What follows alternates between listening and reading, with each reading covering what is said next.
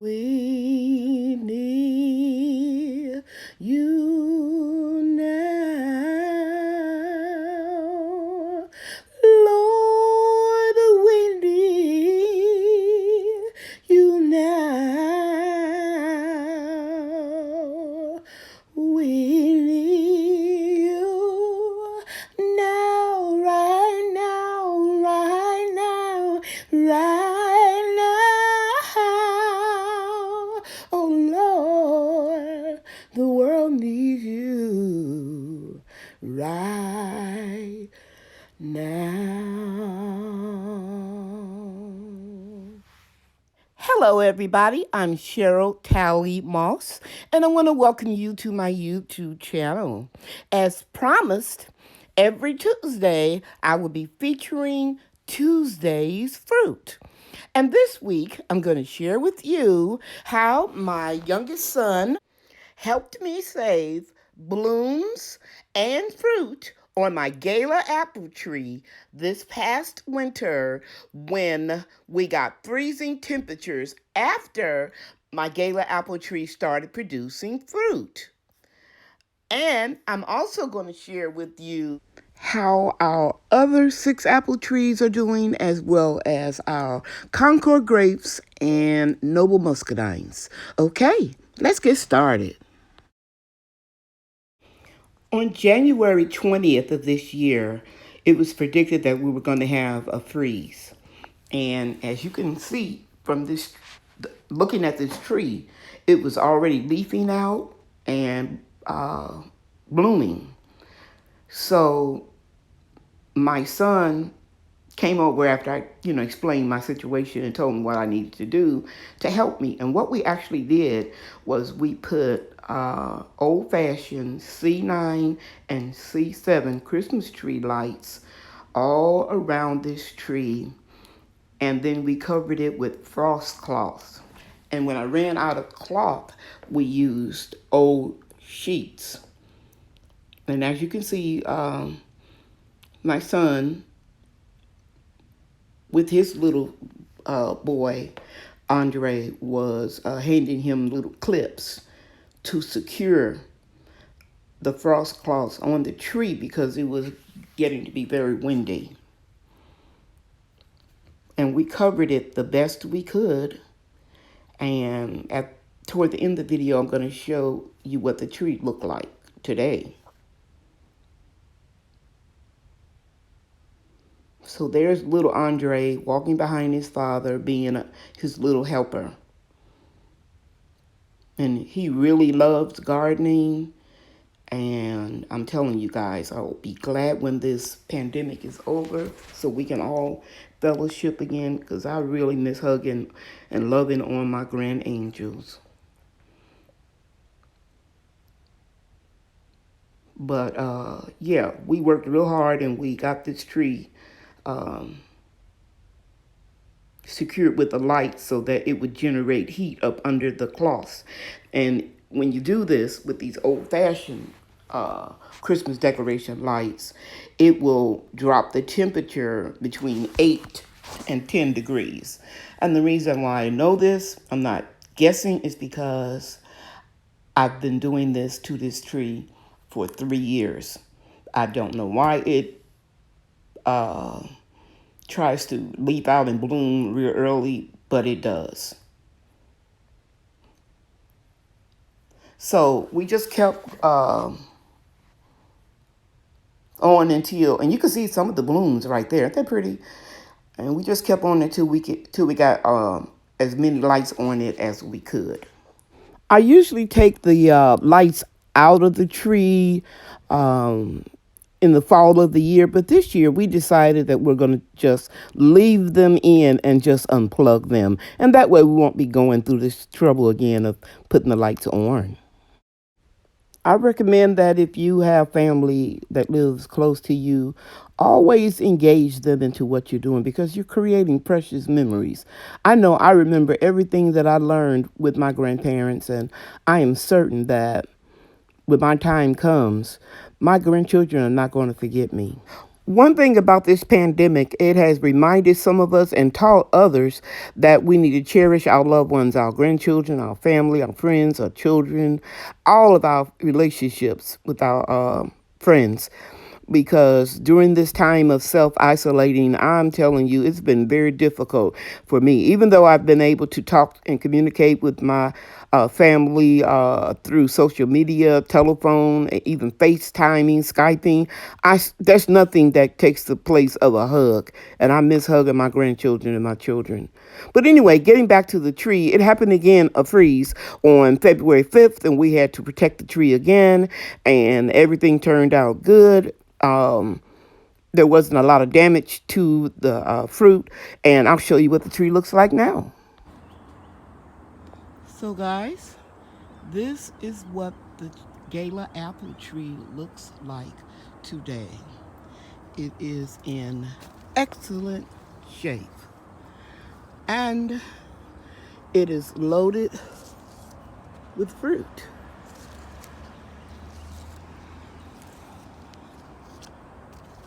I would say it's about 100 pieces of fruit on this tree.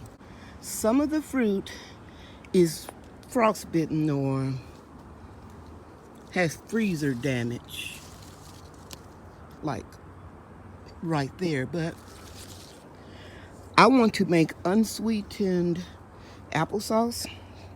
It's something that I love to eat, and my grandkids love it. I'll put sugar in theirs. So some of the apples, I can cut the bad part off of it and still be able to use it and still be able to make apple cider vinegar. But the tree is in excellent shape. I'm going to go around and show you the tree from the other side. Okay, so this is another angle or another side of the tree. And I've decided that I'm going to go ahead and just let this tree grow as tall as it wants to.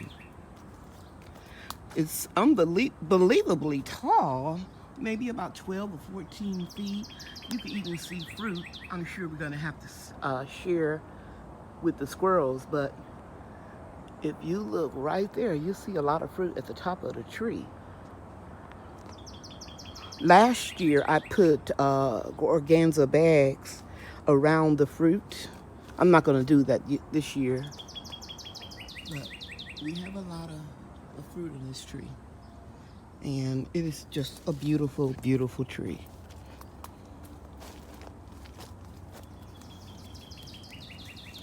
And this is the damage, the type of damage I was talking about. But a lot of them don't have any blemishes on them whatsoever. So I have a lot to be thankful for. For example, this apple right here, it's just perfect.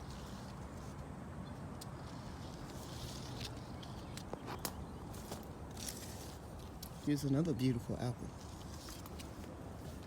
So now I'm going to go around and I'm going to show you the other apple trees, and I guess I'll start right over here. This is a Kinder Crisp. Uh-oh, that was a ladybug. There it is. So I'll probably have some aphids somewhere around here. We're expecting a little rain, but after it rains, I'll come out and I'll blast this tree with water if the aphids are still there. I don't see any, actually. But when you see ladybugs, you know you're growing your food organically, because if you use the insecticides and pesticides, you wouldn't have those ladybugs. They would get destroyed. Okay, so that's one tree. Counting the gala apple tree, that makes two. I'm going to show you another. Third apple tree. The other two were in the ground. This is a Crimson Crisp. It's a signature Stark Brothers tree, and it is loaded with fruit. But I'm assuming all of these are going to turn into apples. You can see the makings of an apple right there. And it has a lot of small apples on this tree. You can see the beginning of apples right here and there, just all over it. And it's still blooming. It's a nice sized tree. And this is where it's going to go next winter, but it'll be in the ground. Here is the fourth tree, and this one is a stark golden delicious apple, and I see the beginning of apples on this one as well, as you can see here. There are 3 right here and 6 right here. Quite a few over here. Let me step back and let you get a good view of it. And you guys, I dropped comfrey in this container, and I guess I had a part of the root in there, because this is the Russian 14 blocking comfrey that you can't grow from a seed, but it's some growing right there. And here's the beautiful comfrey right here, and you can see bees just pollinating the flowers of this comfrey. And I don't care how much I cut it down, I can whack it all the way down to the bottom, which I'm going to do in a few days to make more comfrey tea, to make the concentrated tea that I dilute. I chop it all the way down, guys, and it still just comes right back. So I was walking back so I can show you how beautiful this tree is. Loaded with small apples all over it. And if you grow fruit trees and you grow them from little sticks, then all of a sudden it start producing fruit, and you know that you've done something right. And we just pray that we continue to see them grow and get bigger and bigger. And this one is in a 40-gallon pot. I'm going to leave this tree just the way it is. Okay, so that was 1, 2, 3, 4. Now I'm going to take you to tree number 5. Apple tree number 5, and it is growing in a 40-gallon container that I purchased off of eBay. And this one is, did I say what it was, guys? It's a Crimson Signature dwarf rootstock tree from Stark Brothers, and it started blooming, and I see the beginnings of apples. Not that much, but that's okay. I haven't had this tree, I think this is the 2nd year. Okay, so that's tree number 5. Okay, so now I'm going to move on to tree number 6. It's a golden delicious apple tree. It's not doing anything. I've had this tree for 2 years. So maybe next year we'll get some fruit. So let's go back to the gala apple tree. It's 1, 2, 3, 4, 5 trees. I'll take you to tree number 7. Here's the 7th tree. It's a red delicious apple from Stark Brothers, and it's just beginning, and you can see it's in the ground and it's real small. And you look at the graft line right there. So I'm looking at why this is, but it's okay because that's above the graft. But we don't want an apple way down there. And this tree is very small, but it's in the ground and it's just beginning to flower. So we may just get a few apples. And I probably will pinch these off because I really don't want this tree to bear fruit the 1st year or the 2nd year.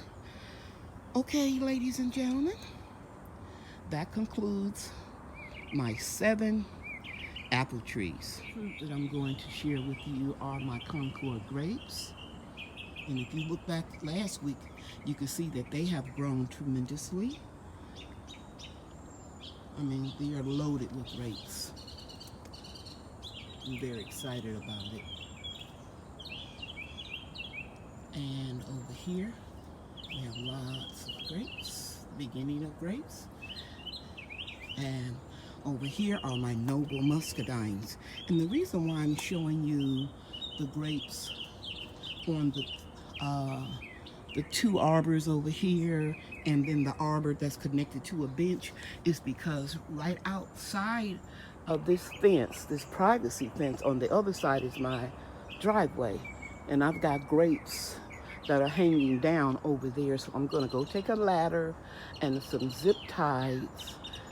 Did I say ties? Zip ties, T-I-E-S. And I'm going to secure the grapes on the other side. Okay. The grapes from my driveway. Let me see if I can walk behind my car and get a better shot.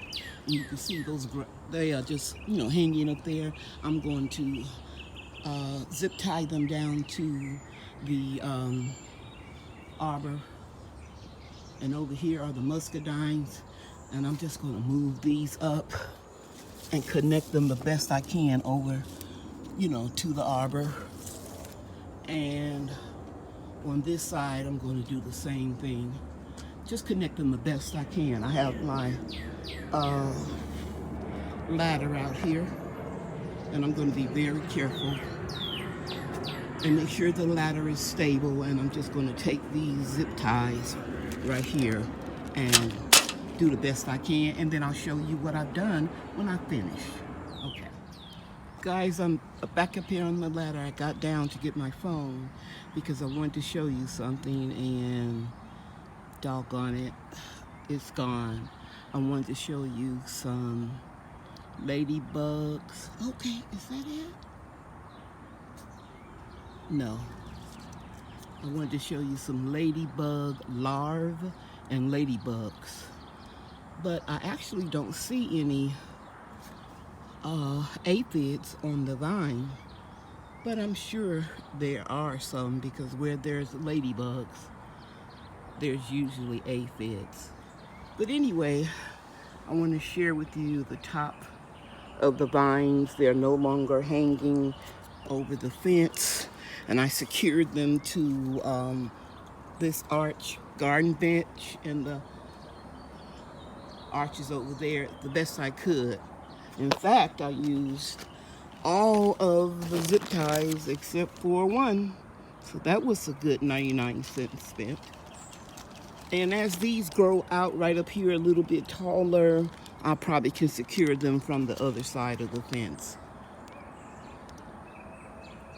Yeah, I sure hate I couldn't get that ladybug for you. It's a good feeling when you see those, because you know you're on to your organic gardening the right way. Well, the right way for me. I don't have a problem with it, what anybody else does in their garden. That's their business. But for me, organic is the way to go. I try to keep as many chemicals out of my body as I possibly can, because I survived breast cancer 28 years ago, and I made some lifestyle changes, and that included not putting chemicals in or on my body, or as little on my body or in my body as possible. So yeah, this concludes this video. That's a lovely sight. And I don't know why, sometimes I can zoom in and get a beautiful clear picture, and sometimes I can't. But today is a good day. This concludes this video, and I hope you enjoyed it. I hope I have motivated or inspired someone in a way that can benefit your garden. Thanks for taking time out of your schedule to watch my video. If you like this video, please don't forget to hit the like button and subscribe.